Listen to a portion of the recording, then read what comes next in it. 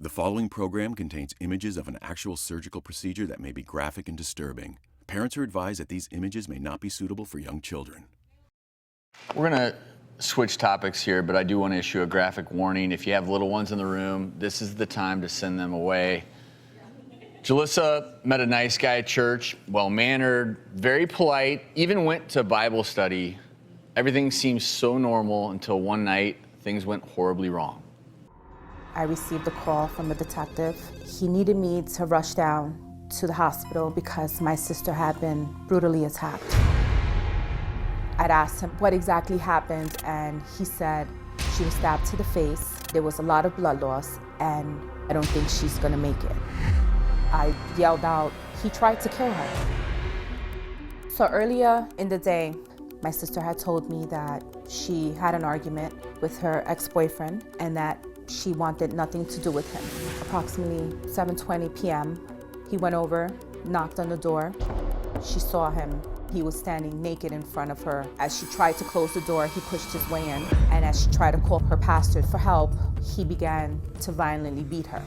My nephew's door opened to his bedroom. She screamed at my nephew, locked the door and not come out until she told him to. He grabbed her, threw her on the floor, and that's when she saw him standing there with the knife. And he started to stab her over and over to her face, her head, her neck. He began to choke her, screaming, "Why don't you die already?" And with the little bit of energy that she had left, she screamed from the top of her lungs, "Lord, I forgive him for what he's done to me." And that's when she heard the voice of her pastor, and he pushed him off of her and waited for the paramedics to come in.